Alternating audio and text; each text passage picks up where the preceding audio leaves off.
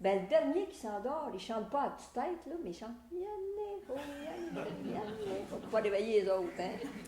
Donc, et ça dure, je dirais, ça dure à la période des fêtes à peu près. Ça dure à peu près, je dirais, moi, du 15 décembre jusqu'à peu près du 15 janvier, puis peut-être un petit peu moins.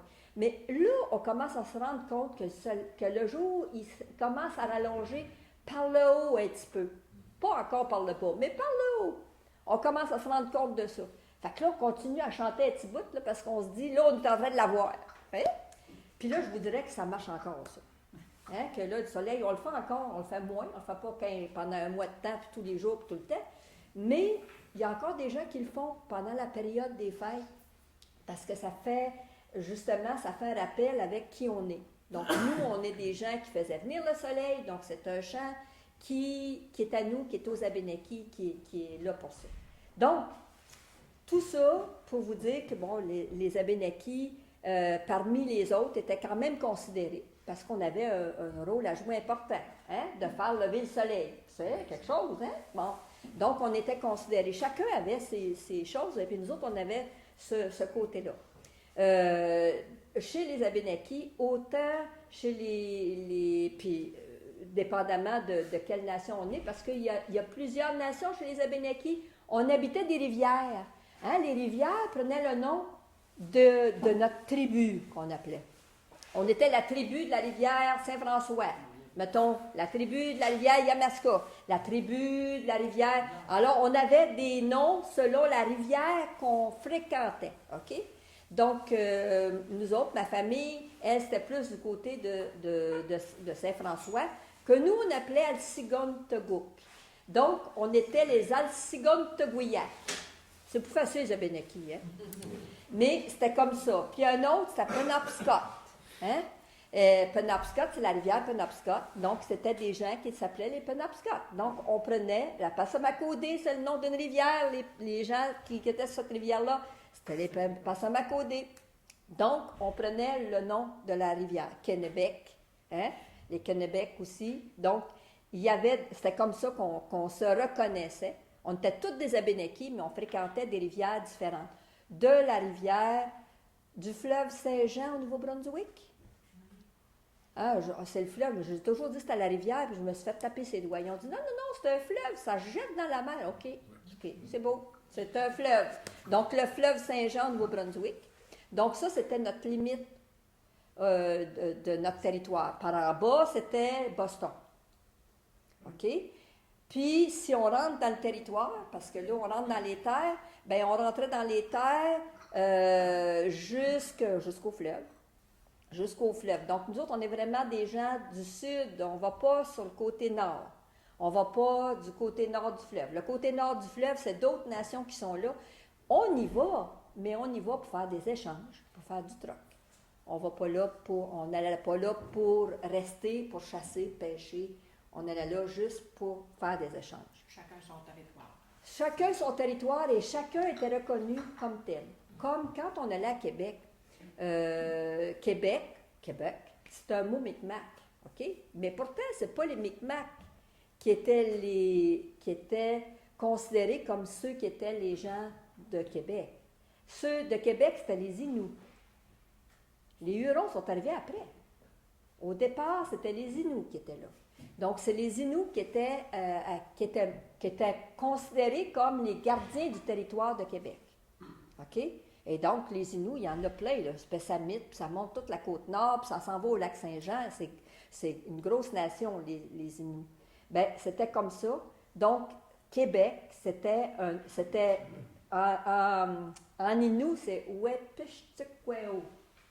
Wepishtukweo, c'est le nom que donne Québec en Inuit. C'est le nom. Mais pour les autres nations qui se déplaçaient là, on rencontrait les Micmacs, on rencontrait différents. On appelait Québec. Mais seulement, c'était à Wepishtukweo, c'était vraiment le territoire qui était reconnu aux Inuits. OK?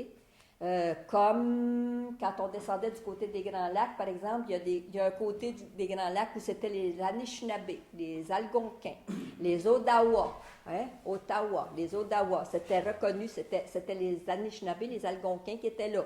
On reconnaissait que c'était leur territoire. Quand on descendait plus du côté de New York ou de ce côté-là, c'était les Iroquois. C'était plusieurs nations iroquoises, c'était le territoire des Iroquois. Puis nous autres, on était bien, bien proches du territoire. On était sur les mêmes frontières avec les Iroquois. Parce que quand on s'en venait du territoire des États-Unis, juste dans la côte, on se rendait jusqu'au lac Champlain, la rivière Hudson, au lac Champlain, au bout du lac Champlain. Donc, le lac Champlain, pour nous, le nom du lac Champlain, c'était Pitabag. Pitabag, ça veut dire entre les deux. Et donc, c'était notre frontière, entre les deux. Entre les Abénakis, d'un côté, les Wabanaki, et puis les Iroquois de l'autre côté. OK? Mohawk, Seneca, Onondaga, Oneida, plusieurs nations d'Iroquois. Donc, c'était vraiment notre... Et puis, on circulait sur les mêmes... On était sur les rives, on n'était pas tout le temps en chicane, là. Je ne veux pas dire que c'était toujours beau, mais c'était pas toujours la chicane. Donc, on était sur le lac Champlain, c'était comme la rivière Richelieu aussi. Oui. Souvent, la rivière Richelieu, quand ça a été dans le temps de la période française puis des batailles avec les Anglais, on a dit que la rivière Richelieu, c'était la rivière des Iroquois. Ben, c'est pas juste. Parce que, d'un côté, nous, les Abénakis, on circulait du côté de Saint-Denis, Saint-Hilaire. Tout ce côté-là, c'était le chemin des Abénakis. Puis de l'autre côté, de Saint-Marc, de Saint-Antoine, ça, c'était le côté des Iroquois. On était sur la même rivière. Donc, c'était pas seulement la rivière des Iroquois. On n'est pas bien content de se faire dire ça.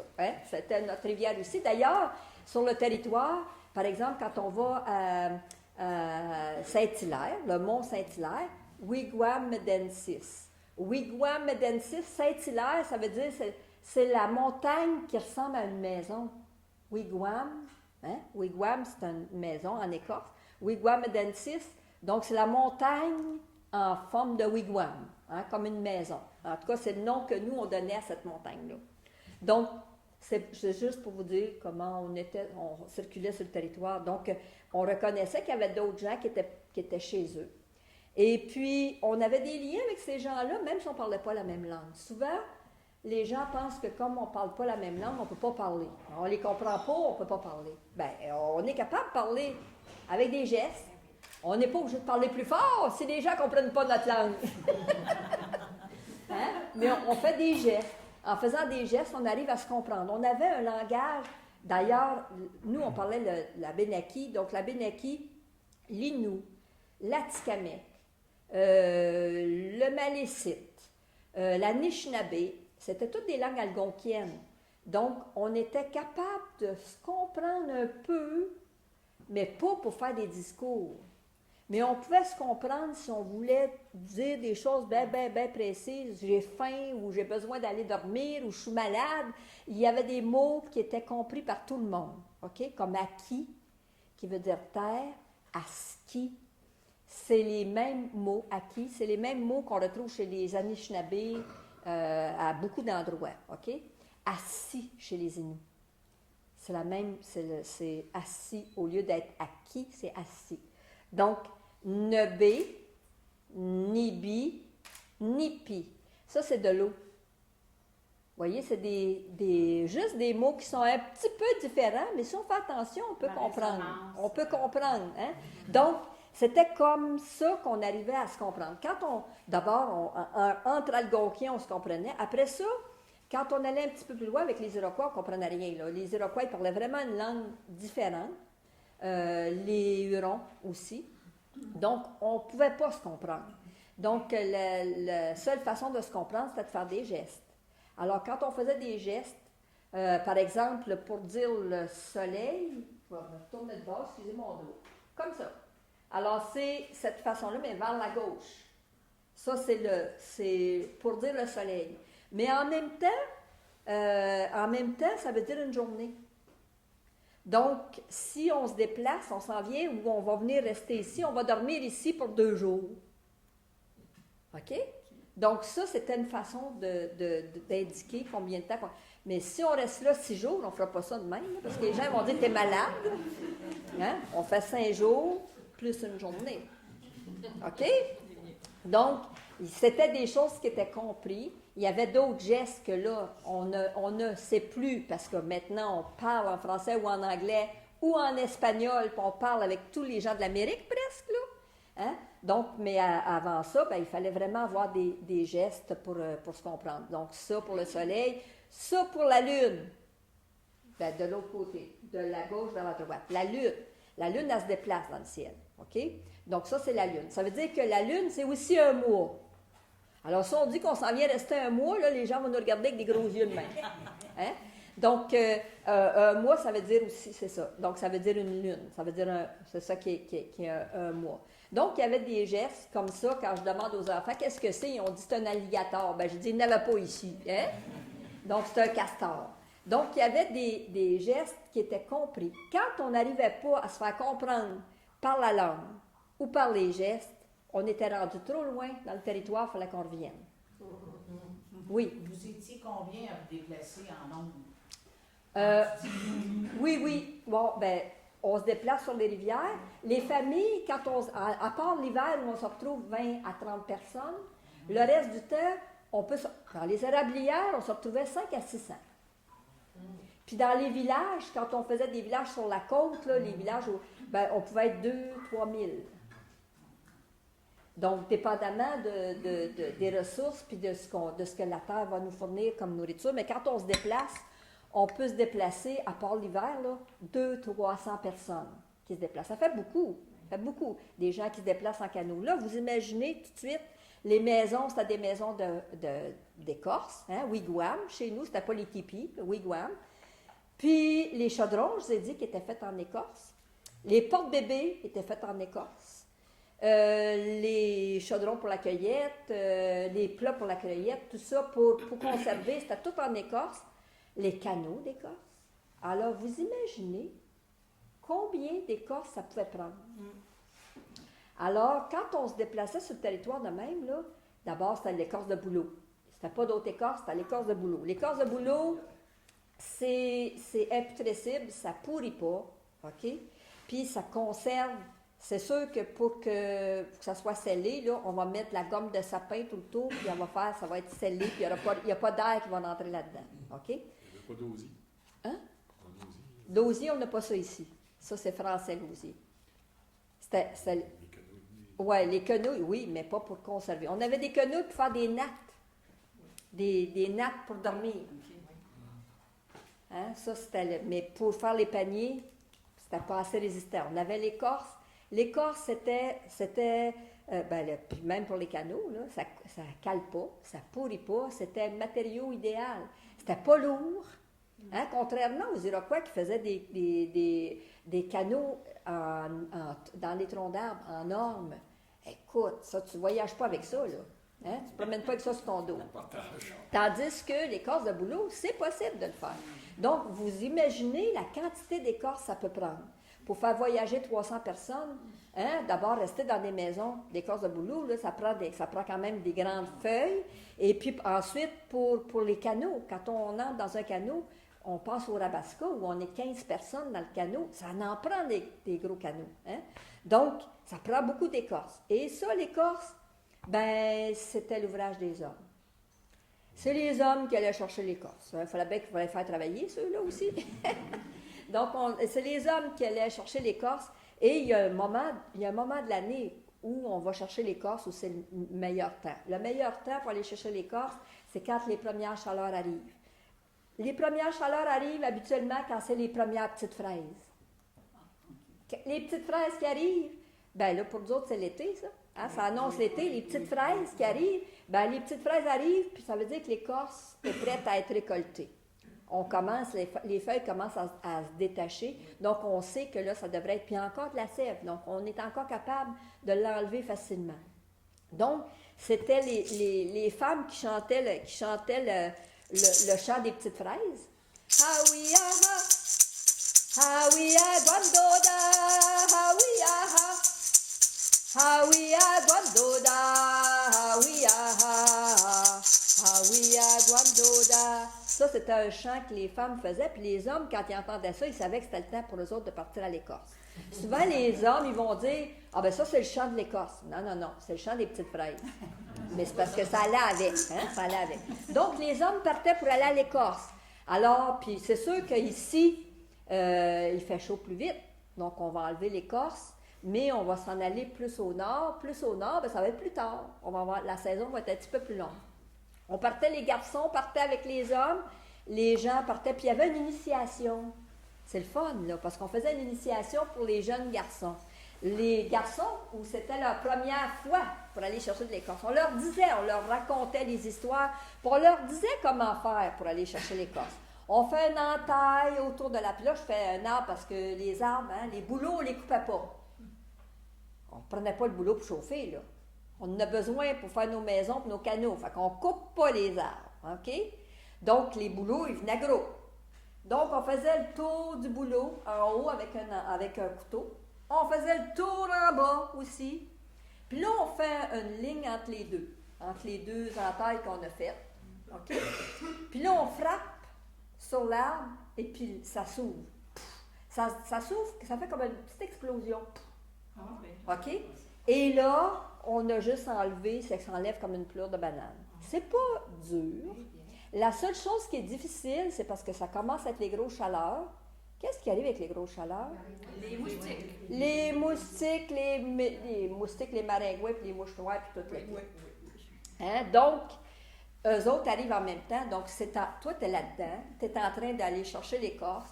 Tu es en train de travailler avec la sève. Fait que tu dois en avoir de la bébite. Hein? Ça, c'est la partie. Mais tu transportes ton écorce, tu amènes ça, puis tu ramènes ça après ça, chez vous. Ce qu'on ne disait pas aux garçons, OK, pour revenir à l'initiation, on fait une entaille en haut, on fait une entaille en bas, on fait une ligne entre les deux, puis on frappe sur l'arbre. Bien, ce qu'on leur disait pas, c'est que tu ne te mettais pas devant. Il fallait que tu frappes comme ça pour que ça s'ouvre. Hein? Parce que quand ça s'ouvre, ça gicle. La sève, elle va gicler. OK? Et si toi, tu ne le sais pas, tu te mets en avant d'abord. Tu fais le saut quand ça s'ouvre. Et puis après ça, ben, tu es plein de sève. Plein de sève.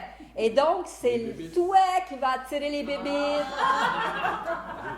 Et donc, ben, c'est la seule fois où tu vas te faire prendre. Oui. Mais après ça, tu gardes le secret. Hein? Tu ne dis pas aux autres parce que tu attends que les autres fassent pareil.